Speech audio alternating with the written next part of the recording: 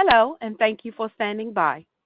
Welcome to NXP Third Quarter 2025 Earnings Conference Call.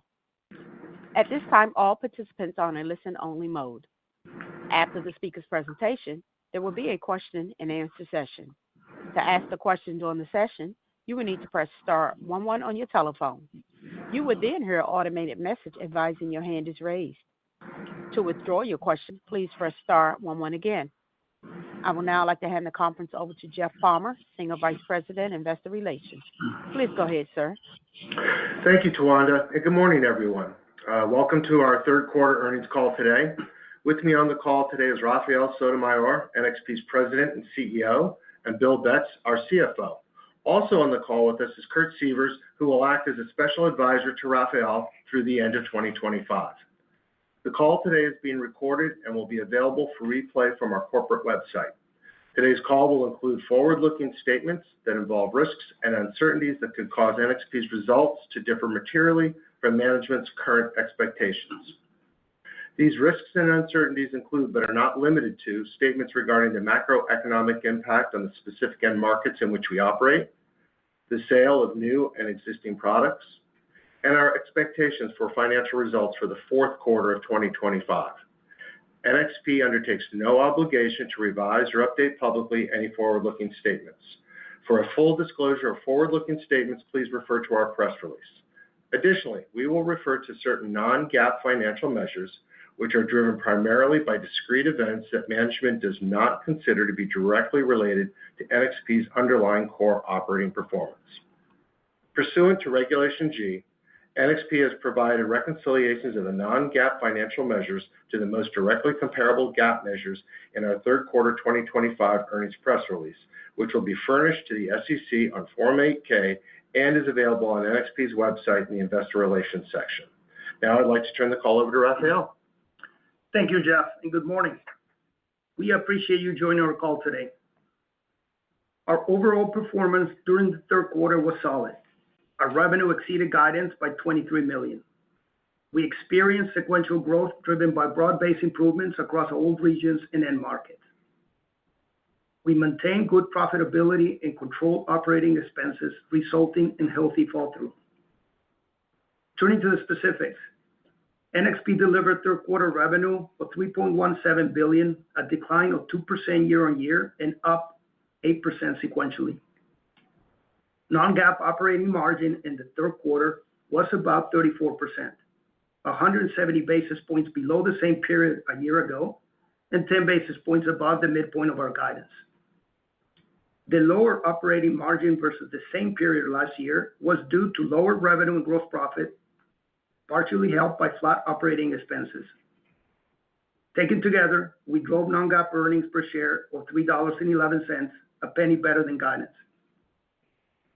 Distribution inventory was flat at 9 weeks, consistent with our guidance, while still below our long-term target of 11 weeks. From a direct sales perspective, we believe our shipments into the Tier 1 automotive supply chain has approached end demand. We estimate that aggregate inventory levels of NXP-specific products at our major Tier 1 partners are below NXP's manufacturing cycle time. We believe this reflects a continued cautious approach in the automotive supply chain due to the uncertain macro environment.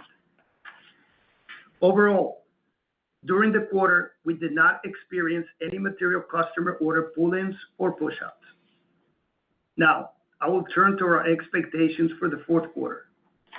Our outlook reflects the continued strength of our company-specific growth drivers and signs of a steady cyclical recovery in our automotive and industrial markets. We do not yet anticipate direct customer inventory restocking as one might expect off the bottom of a cyclical trough. From a channel perspective, our guidance assumes distribution inventory may fluctuate between 9 and 10 weeks, as we are selectively staging additional products in the channel to be competitive. We are guiding fourth quarter revenue to $3.3 billion, up 6% versus the fourth quarter of 2024, and up 4% sequentially. At the midpoint, we expect the following trends in our business during Q4. Automotive is expected to be up mid-single digits versus Q4 2024 and up in the low single-digit % range versus Q3 2025. Industrial and IoT is expected to be up in the mid-20% range year-on-year and up 10% versus Q3 2025. Mobile is expected to be up in the mid-teens % range year-on-year and up in the mid-single-digit range on a sequential basis. And finally, communication infrastructure and other is expected to be down in the 20% range versus Q4 2024 and flat versus Q3 2025. In summary, NXP third quarter results and guidance for the fourth quarter reflect a growing confidence in the company's specific growth drivers and that a new upcycle is beginning to materialize. This is based on the several signals we track regularly. These include continually growing customer backlog placed with our distribution partners, improved order signals from our direct customers, increased short cycle orders, and a growing number of product shortages leading to customer escalations. At the same time, we do not yet see material customer restocking due to the uncertain macro environment. Now, an update on our pending acquisitions of Kinara and Aviva Links. We have received all regulatory approvals. We have closed both Aviva Links and Kinara. We are extremely excited about the long-term benefits these acquisitions will bring to our customer engagements and market position. As we have previously shared, in the short term, these acquisitions will have an immaterial impact to the revenue and the financial model of NXP. We do believe the revenue impact will be material in 2028 and beyond. The three recent acquisitions, TTTech Auto, Kinara, and Aviva Links, will enable NXP's vision to be the leader in intelligent edge systems in the automotive, industrial, and IoT markets. As this is my first earnings call, I would like to assure you that the strategy we laid out during our November 2024 Investor Day stays firmly in place. This includes our product innovation focus and our financial and capital return model. For the last 6 months, I've traveled globally, engaging with our customers, suppliers, and development teams. My key takeaway is that NXP's strategy is compelling. We are focused on the most important customers and thought leaders. Our highly differentiated product roadmaps position us well to achieve our long-term goals. I will continue to work closely with the cross-functional leaders throughout NXP to accelerate our innovation and time-to-market efforts. Overall, we remain focused on disciplined investment and portfolio enhancements to drive profitable growth while maintaining control over the factors we can influence. And now, I would like to pass the call to Bill for a review of our financial performance. Thank you, Rafael, and good morning to everyone on today's call. As Rafael has already covered the drivers of the revenue during Q3 and provide the revenue outlook for Q4, I would like to move to the financial highlights. Overall, Q3 financial performance was solid, with revenue, gross profit, and operating profit all above the midpoint of our guidance range, while operating expenses were a touch above the midpoint of our guidance due to slightly higher variable compensation. Taken together, we delivered non-GAAP earnings per share of $3.11, or a penny better than the midpoint of our guidance. Now moving to the details of Q3, total revenue was $3.17 billion, down 2% year-on-year, and $23 million above the midpoint of our guidance range. We generated $1.81 billion in non-GAAP gross profit and reported a non-GAAP gross margin of 57%, down 120 basis points year-on-year, and in line with the midpoint of our guidance range. Total non-GAAP operating expenses were $738 million, or 23.3% of revenue, flat year-on-year. From a total operating profit perspective, non-GAAP operating profit was $1.07 billion, and non-GAAP operating margin was 33.8%, down 170 basis points year-on-year, and 10 basis points above the midpoint of our guidance range. Non-GAAP interest expense was $91 million. while taxes for ongoing operations were $173 million, or a 17.7% non-GAAP effective tax rate. Non-controlling interest was $15 million, and results from equity accounted investees related to our joint venture manufacturing partnerships was a $2 million loss. Taken together, the below-the-line items were $6 million unfavorable versus our guidance, primarily due to a slightly higher tax rate driven by improved profitability. Stock-based compensation, which is not included in our non-GAAP earnings, was $118 million. Now I'd like to turn to the changes in our cash and debt.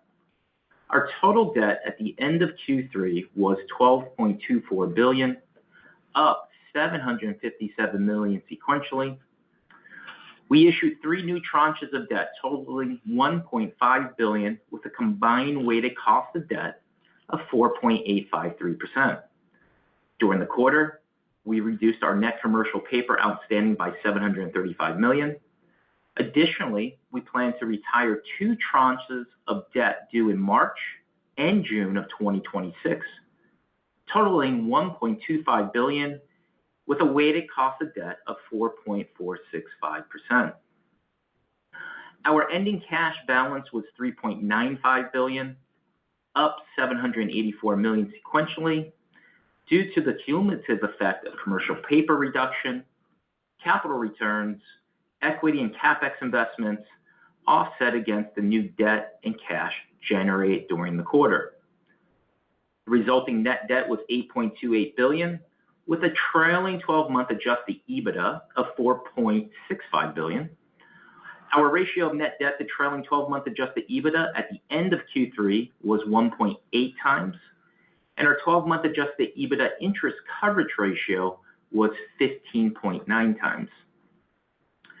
During Q3, we paid $256 million in cash dividends and repurchased 54 million of our shares, representing a 12-month total shareholder return of $2.05 billion, or 106% of non-GAAP free cash flow. After the end of the quarter and through October 24th, we bought an additional 100 million of our shares under a 10b5-1 program. Now turning to working capital metrics, days of inventory was 161 days, an increase of 3 days versus the prior quarter, with inventory dollars up modestly due to pre-builds and wafer receipts from our foundry partners. Days receivables were 31 days, down 2 days sequentially, and days payable were 58 days, down 2 days sequentially as well. Taken together, our cash conversion cycle was 134 days. Cash flow from operations was $585 million, and net CapEx was $76 million, or about 2% of revenue, resulting in non-GAAP free cash flow of $509 million, or 16% of revenue. During Q3, we paid $225 million towards the capacity access fees related to VSMC, which is included in our cash flow from operations. Additionally, we paid $139 million into VSMC and $15 million into ESMC, our 2 equity accounted foundry joint ventures under construction, with the payments reflected in our cash flow from investing activities. Now turning to our expectations for the fourth quarter. As Raphael mentioned, we anticipate Q4 revenue to be $3.3 billion, plus or minus $100 million. At the midpoint, this is up about 6% year on year and up 4% sequentially, better than our view 90 days ago. We expect non-GAAP gross margin to be 57.5%, plus or minus 50 basis points. Operating expenses are expected to be about $757 million, plus or minus $10 million, or about 23% of revenue, consistent with our long-term financial model. Taken together, we see non-GAAP operating margin to be 34.6% at the midpoint, bringing NXP back into our long-term financial model. In addition, Our guidance includes about 2 months of operating expenses for the closed AvivaLinks and Kinara acquisitions. Now turning to the below line items. We estimate non-GAAP financial expense to be about $103 million. We expect the non-GAAP tax rate to be 18% of profit before tax. Non-controlling interest expense will be about $14 million. And startup expenses related to our equity account investees will be about $3 million loss. For Q4, we suggest for modeling purposes, you use an average share count of 254.3 million shares. We expect stock-based compensation, which is not included in our non-GAAP guidance, to be $118 million. Taken together at the midpoint, this implies a non-GAAP earnings per share of $3.28.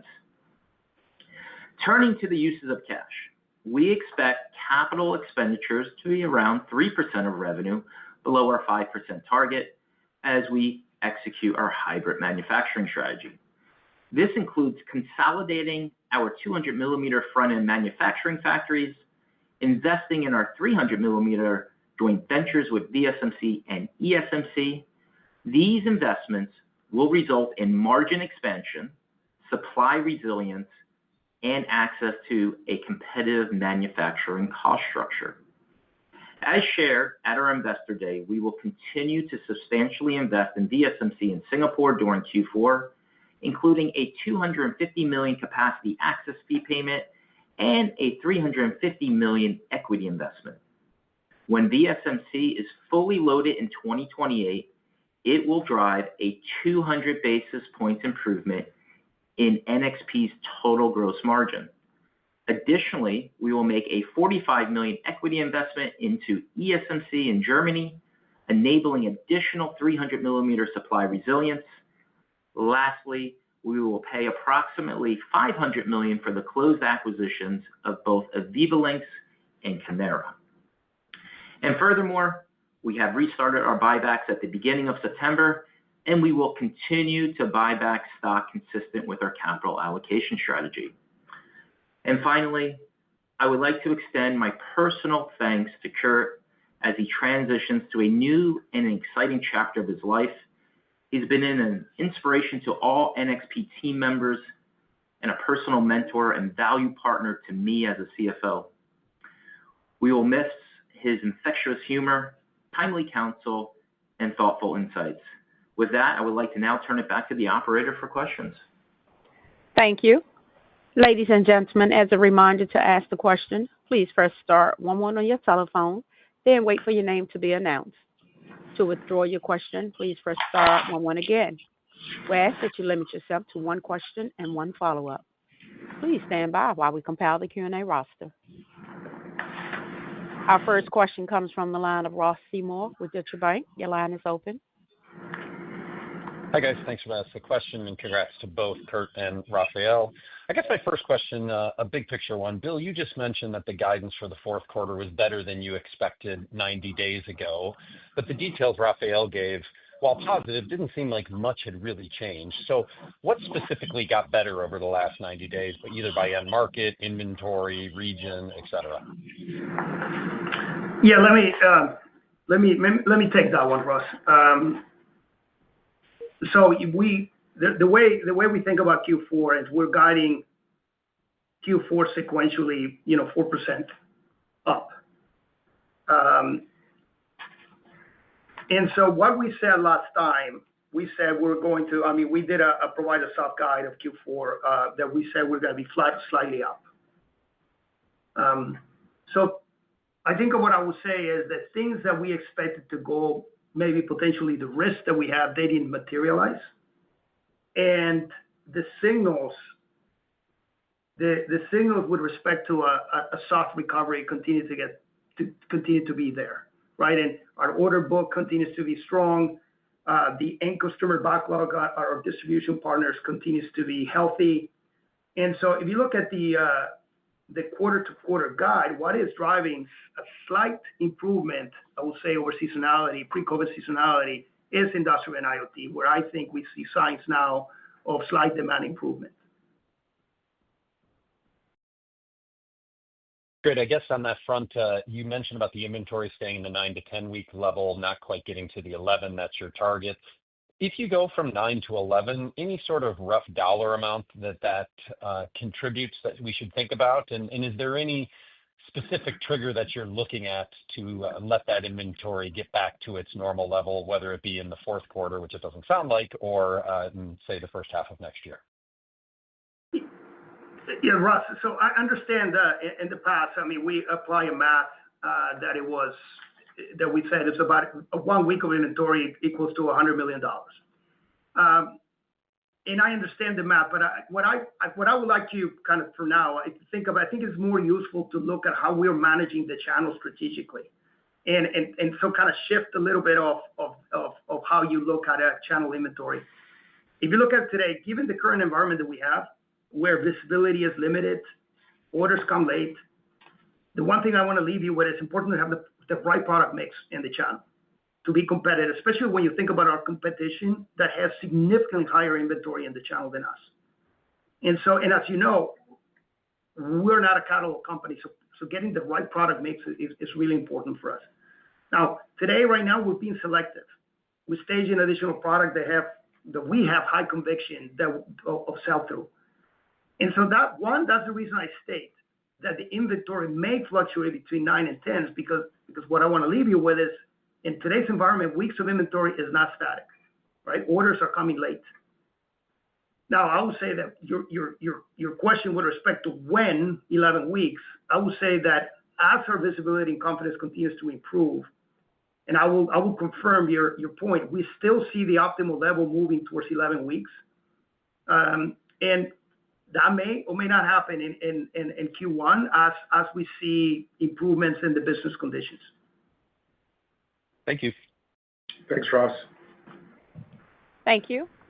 Please stand by for our next question. Our next question comes from the line of Francois Bouvignies with UBS. Your line is open. Thank you very much.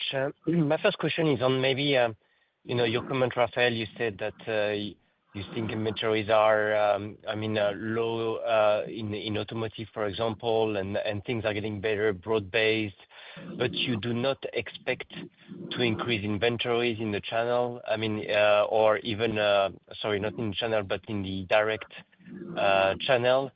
So I was wondering if we look at Q1, in terms of seasonality, I think you are down high single-digit % quarter on quarter for Q1. Should I read this comment as, today, with your visibility, you are comfortable with seasonality, assuming there is no stockpiling and demand is stabilizing? Is that the right way to look at it? So you're asking about Q1? Yeah, Q1. So, like in a way, directionally based on what you just said, are you comfortable with a seasonal trend?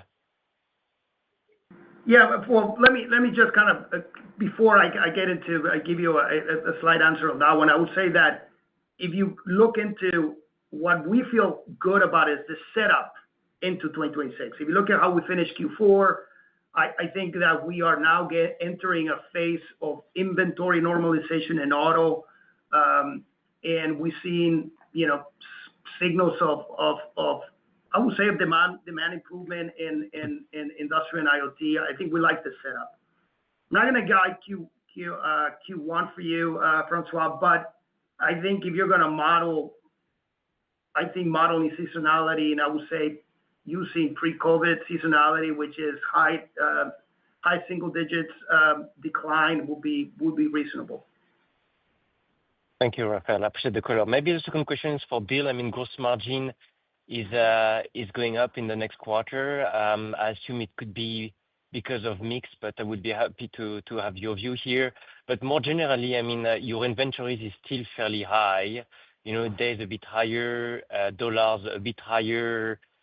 So you assume your loading is still, you keep loading quite high. So how should we think about the gross margin direction after this Q4? Are you going to, increase the loading at the expense of gross margin, or do you think you can manage this level of gross margin or even increase from here? Just some moving parts would be very helpful. Thank you. Sure, Francois. As you can see, as you mentioned, we are guiding gross margins up approximately 50 basis points into Q4. And this is driven by the higher revenues, François, improved operational costs, and also, yes, higher utilizations, which is actually offset with unfavorable product mix.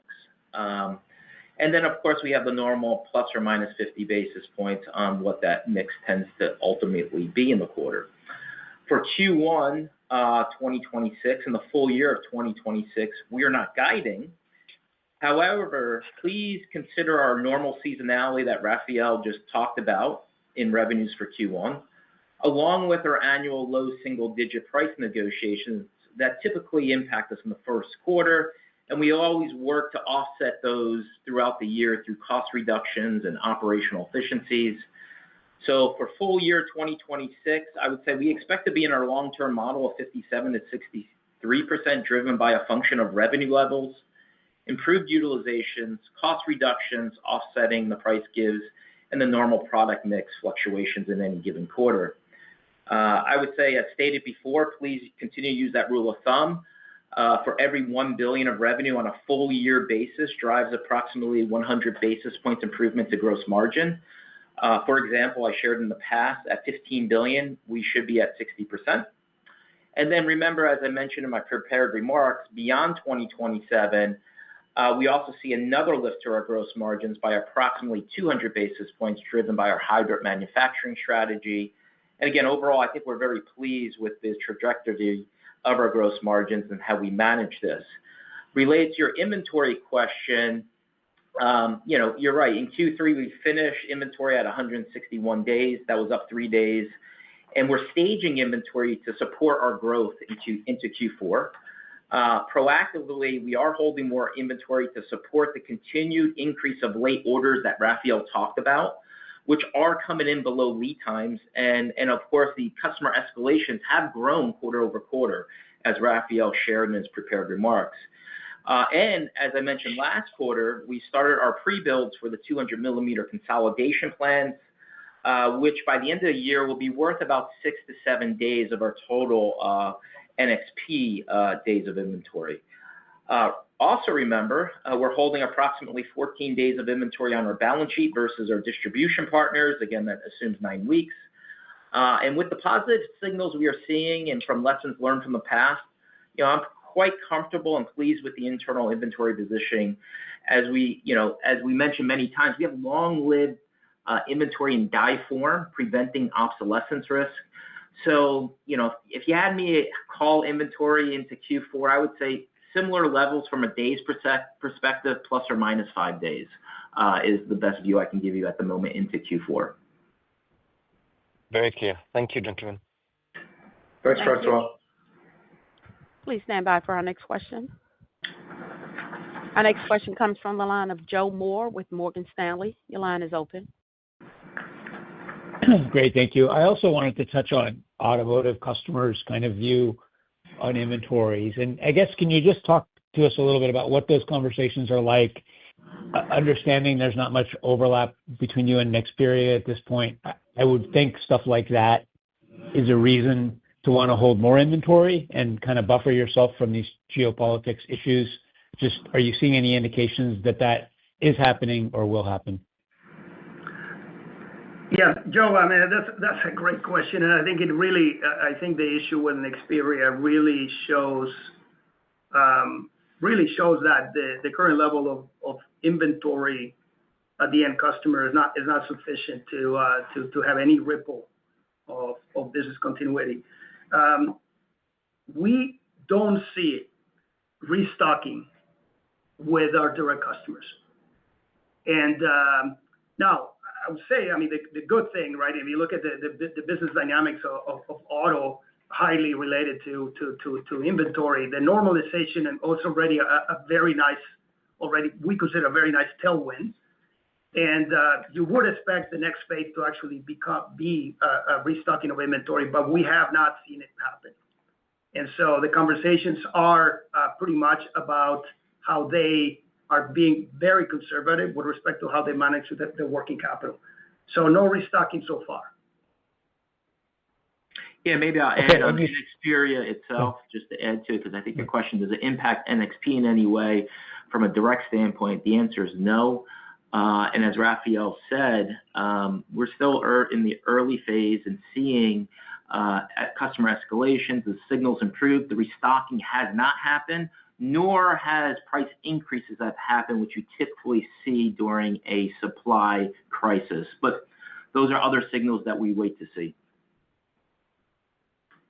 Okay, and is there any impact potentially on automotive production from all of that on the negative side that you could see, if they have shortages of other components that it slows productions? Joe, we don't anticipate that. I think that the products they're associated right now with Nexperia, these are products that could be second source. I think the qualification process it could be relatively benign for the auto OEMs, but so far our orders would not indicate any impact into the production of auto. Thank you so much. Thank you. Our next question comes from the line of Stacy Rasgon with Bernstein Research. Your line is open. Hi, guys. Thanks for taking my questions. For my first one, I wanted to drill into gross margins a little more. So you are guiding it up sequentially, but it's flat year over year, even on a pretty decent revenue increase. I guess that's mixed, but I'm struggling to see where the mix issue is. It looks like your industrial mix is higher. Auto looks about the same. Like what is going on with gross margin? It sounds like utilizations, I'm not even sure. They don't sound like they're lower year over year. Like, why aren't we getting more gross margin leverage like on a year over year basis? Yeah, Stacy, I think the factor that we see going into Q4, again, what we talked about is from an end segment, our gross margins tend to be much closer to each other, to the corporate average, but you can see the the comm and infra is down quite a bit year over year. And then the other one is you can see we're having record quarters in our mobile space, which again, you kind of, slightly below our margin corporate mix. So those two end markets are kind of impacting our mix. From a utilization standpoint, we are in the high 70s or plan to be in the high 70s into Q4 related to it. And so we do have kind of inventory at the high end internally. So, of course, that also has an impact of how we run total our material throughout the line, just not in the front end, but also in the back end and so forth. So, but really, those are help offsetting that unfavorable mix that we see at the moment. God, I guess the inventory fill also helps. The distribution stuff is higher margin as well. Yeah, there's two sets of it. So remember, the distribution and what you'll see is actually our distribution sales will be up quarter over quarter. But let me remind you that a portion of that, or a large portion of it, is driven by our mobile business, where we drive and use the distribution partners in that mobile end market. And so that's what's driving the increase from a quarter over quarter perspective. Got it. Thanks. For my follow-up, I just wanted to level set. So it sounds like there is some disti fill into Q4. So if I say half a week, I guess do I just roughly think of that as $50 million of income on the impact into the Q4 guide? And I know you said Q1 you were comfortable with seasonal, but does that incremental channel fill in Q4 influence how we might think about Q1 seasonality? Or sort of implicitly assuming that you are going to be putting more into the channel in Q1 for a seasonal guide? Okay, there was several questions on that one, Stacy. Let me grab that one. So you made a comment again on trying to kind of equate where we're going to end up in the channel, and you mentioned $50 million. And again, I wouldn't see it that way. We gave a guidance of 3.3.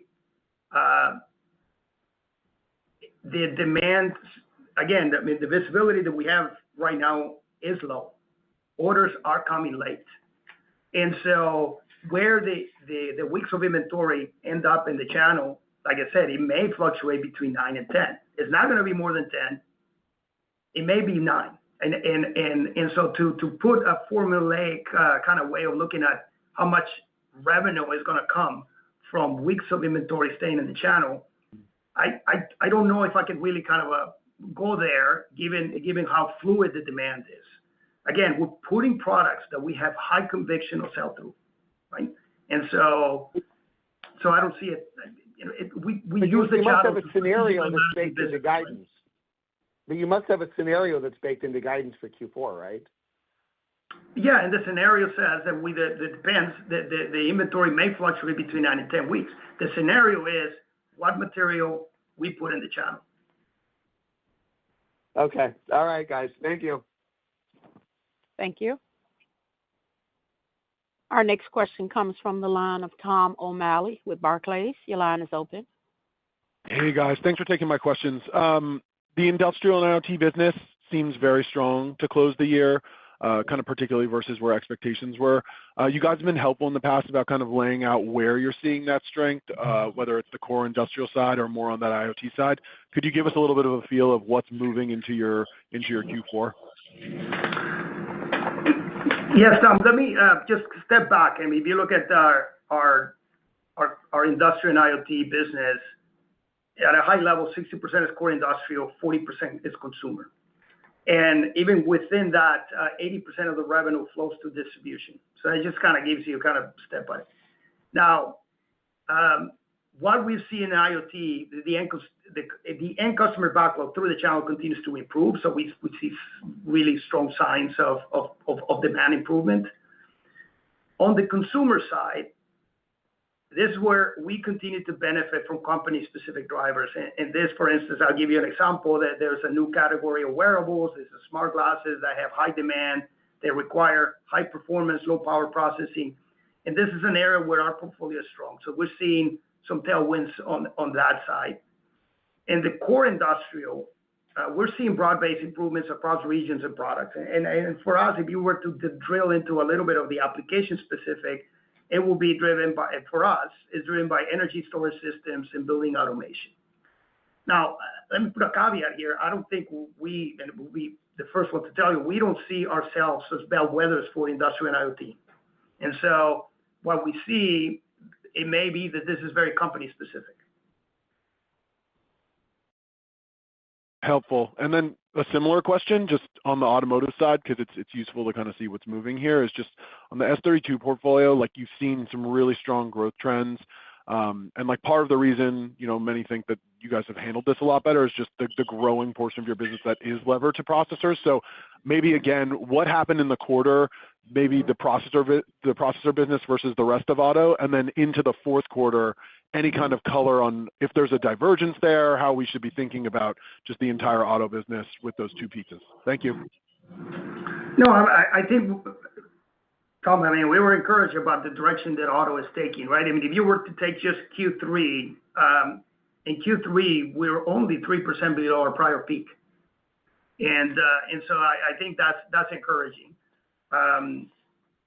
Now, with respect to what is driving the performance in the business, I mean, it continues to be what we term core and accelerate growth drivers. And these are in the software-defined vehicle, which is the S32 franchise that you mentioned, is radar, is connectivity. And so if you were to ask me what is driving it, that is exactly what is driving it. The secular shift to software-defined vehicles is driving the performance of auto. And Tom, if I could add, we'll provide a full year kind of update on where we're at with our accelerated growth drivers on our Q4 call. But directionally, I'd say we feel very good about how the accelerated growth drivers are playing out interquarter. Thank you, guys. Yep. Our next question comes from the line of Vivek Arya with Bank of America Securities. Your line is open. Thanks for taking my question and best wishes to both Rafael and Kurt. So, Rafael, let's say, if 26 plays out the way 25 did with China, OEMs, and EVs growing, but the rest of the world, not growing or flattish, what does it mean for NXP? So, in an overall flattish auto production environment, what kind of lift can content provide net of any pricing movement? Like, can your autos be conceptually within your long-term model for next year? So, Vivek, I think the one thing I want to maybe reframe the way the drivers of our business, right? Car production is not the driver of our business.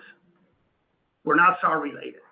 I mean, if you were to look at, the production has been stable for years. I mean, it varies 1% here and there, but it stays pretty flat at 90-ish million a year. Content growth dwarfs SAR growth. And then what you have in auto is the production is quite stable, but you have a very complex supply chain, and that complex supply chain is the one that creates either bubbles in inventory, glut, or vacuums that create shortages. And that the supply chain is the one that creates the cyclical aspect of our business. If I just tell, the way I see it is, we see normalization in inventory. If you already get behind the content growth of auto, normalization of inventory is something that we see as very, very positive for the direction of auto.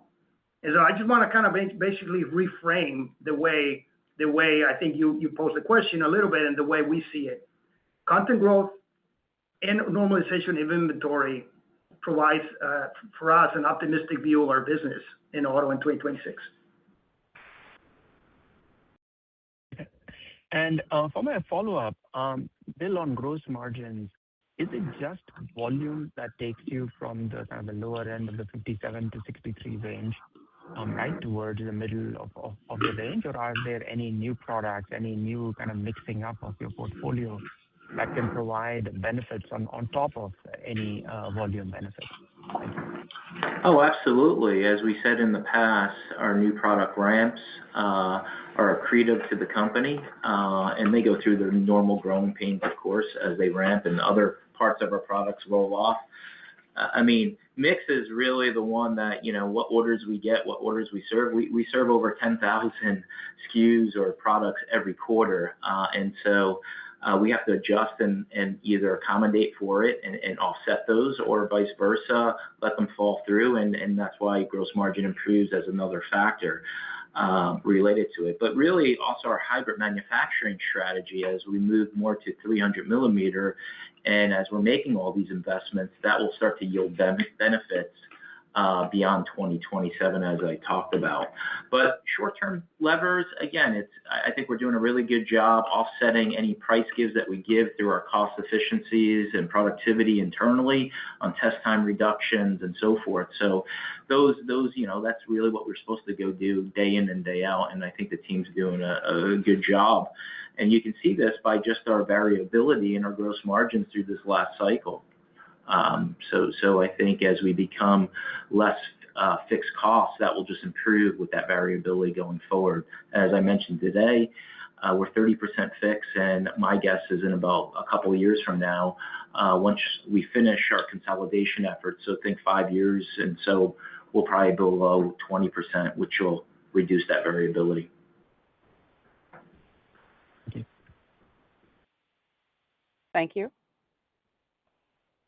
Our next question comes from the line of Chris Caso with Wolfe Research. Your line is open. Yes, thanks. Good morning. I wanted to go back to some of what you said with inventory levels, particularly at your direct automotive customers. Where do those inventory levels stand now? And you quantified a bit on what the impact would be as the distribution channel increased inventory.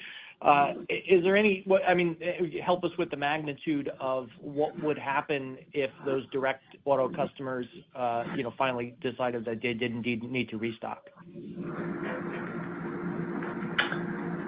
So, Chris, what we see right now that we're starting to shift to end demand. And I think that normalization, and we can see it in our orders. And we did say, indeed, that we don't see the restocking. Now, the specific question is of what the levels are. I think we don't have visibility at a granular level per customer, per tier one. That would be a complex.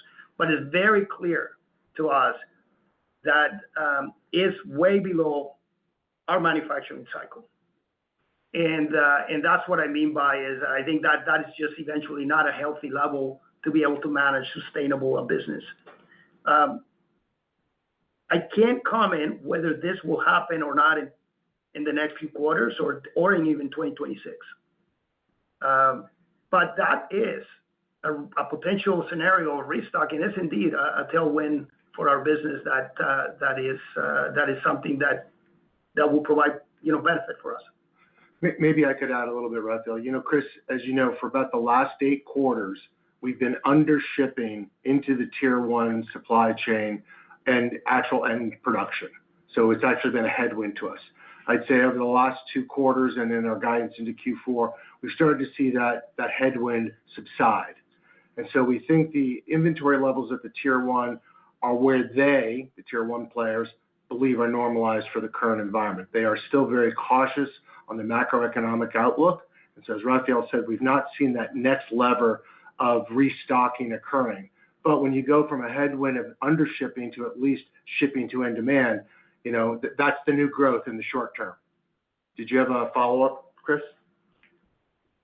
I do, thanks. I wanted to come to your comment on buybacks that you mentioned in your prepared remarks. Could you give us a little more detail on what the intention is going forward and what we should expect now that you're resuming the buybacks?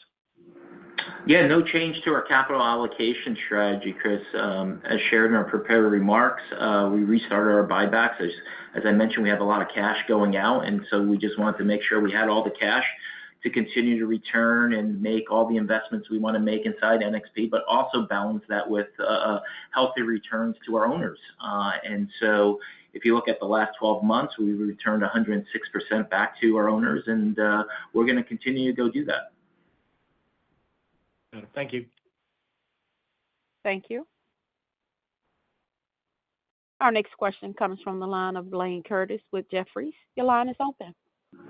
Hey, guys. Thanks for taking my question. I just want to ask on the kind of cyclical tailwinds versus seasonality. I mean, I guess if you look at December, it's really just industrial that maybe you could argue is above typical seasonality. And then I think you said just soft guidance for March, normal. I think a lot of people have talked about just the slowing down of the cyclical recovery. I mean, your comments were pretty positive, Rafael. So I'm just kind of curious, if you can just kind of assess, if you're just looking at seasonality, I guess, is the cyclical tailwind slowing? And I guess maybe you can look at the different markets and if you feel differently about them. Yeah, I think if you look at the Q4 numbers, you clearly stated industrial and IT was above seasonality. I would even say that automotive was slightly better than seasonality, right, pre-COVID levels. And the drivers are, they have one common driver that is, I think, is inventory digestion it's almost done. I think that is one. Normalization is a big deal. And we're starting to shift to true end demand in automotive, and we're starting to see some company-specific drivers in industrial and IT that are helping us. With respect to whether seasonality is going to change, are we calling an upcycle? I think we're careful with that because, one, we do have the inventory digestion done as a factor for an upcycle. We do see some specific areas of growth in industrial, and we see an encouraging signs of true demand in industrial and IoT. And so we do see the elements of a soft upcycle. And that's the reason why I would say that, Blayne, that if you were to ask me today, are you more optimistic than you were last quarter? I would say that we are slightly more optimistic than last quarter. Thanks. And then I wanted to ask you on mobile. I mean, if I have the numbers right, it might be a record. I'm just kind of curious the drivers behind that. Blayne, in mobile, we're a specialty player there, mostly driven by the wallet and a little bit of custom analog that we do for a tier 1 customer there. I see the moves of Q2 to Q3 and Q4, and I think you got to take Q3 and Q4 together. It's purely, in my opinion, it's just a seasonal move and some strength in some of our customers. Okay. Thank you. Thank you. Our next question comes from the line of Joshua Buchalter with TD Cowen. Your line is open. Hey, guys. Thank you for taking my question, and congrats to both Rafael and Kurt, and good luck. I know it's still early in earnings season, but your comments and outlook on the industrial and IoT segment, were certainly better than your peers who have mainly talked about decelerating trends.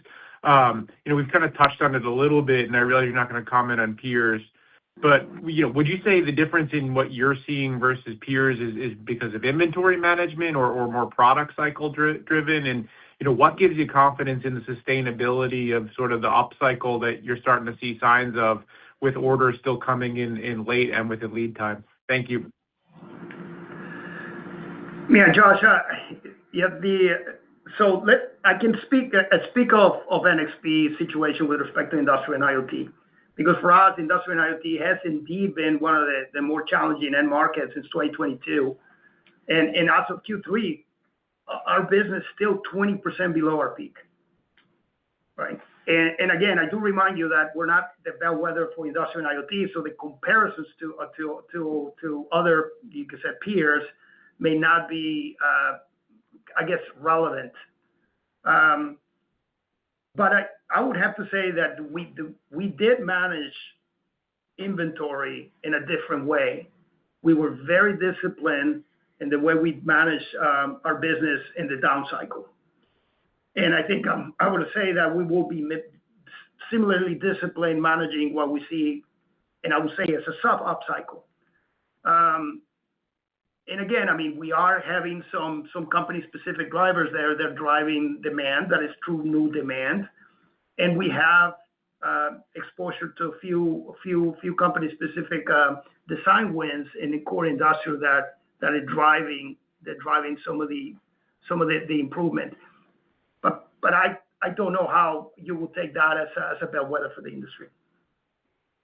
Understood. Helpful color. Thank you. And I was maybe also hoping that you could provide some color on the China auto market, what you saw there interquarter and your expectations into 4Q. I believe a good amount of that is actually served by the disti. So are inventory levels there, lean as well? Thank you. Yes, China. I mean, I was in China a few months ago with Kurt, and we did a customer visit to both China, Taiwan, and actually Japan. China specifically, China continues to be strong, continues to be a very dynamic market. Themselves, the auto industry there is very competitive, and they continue to actually push for innovation, push for product. I would say our inventory situation there is also lean. It's also, but it's a business that is driven, that is driving, that is strong. We have good customer traction, so we feel very optimistic about our position in China. And Josh, if I could just add as a reminder, in the Asia market, specifically in China auto, we service the majority of that through our distribution channel. And it is in the Western markets, in North America and Europe, where we do it on a direct basis. So our approach to channel management, which I'd say is probably best in class, we take a heavy hand there, even in Asia with the channel. All right. Thank you both. Thank you. Our next question comes from the line of William Stein with Truist Securities. Your line is open. Great. Thanks for taking my questions.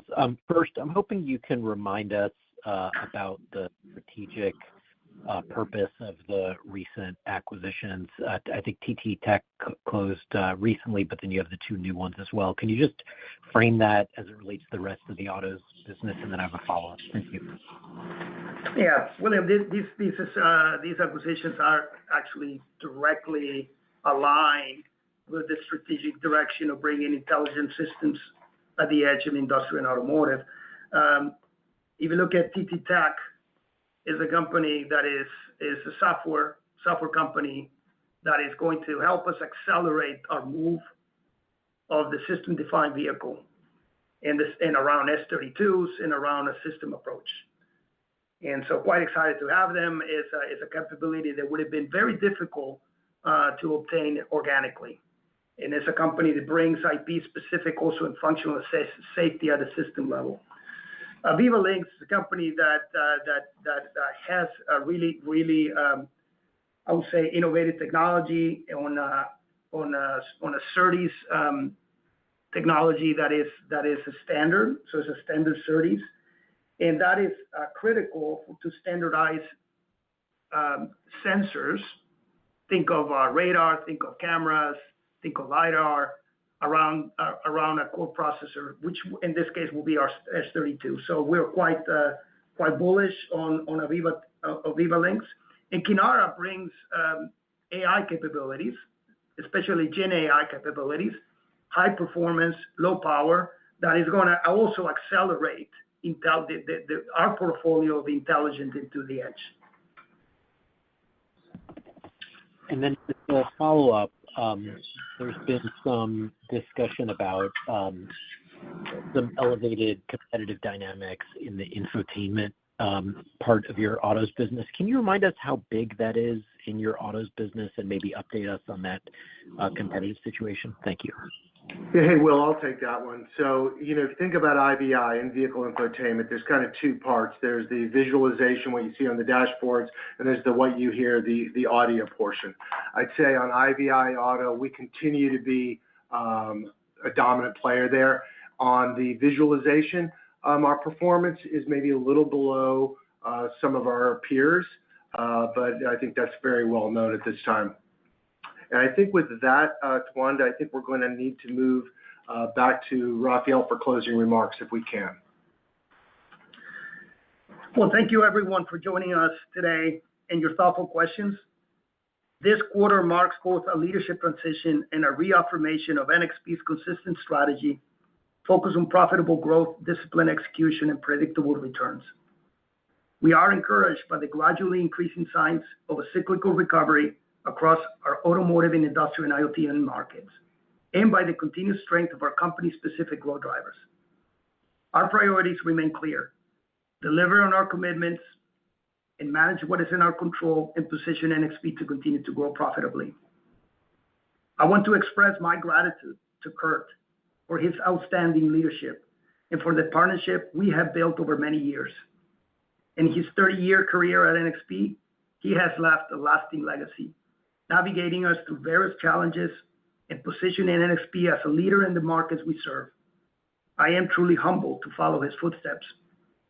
It is a privilege to lead this company and this team. I am excited about what we will achieve together. Thank you. Ladies and gentlemen, that concludes today's conference call. Thank you for your participation. You may now disconnect.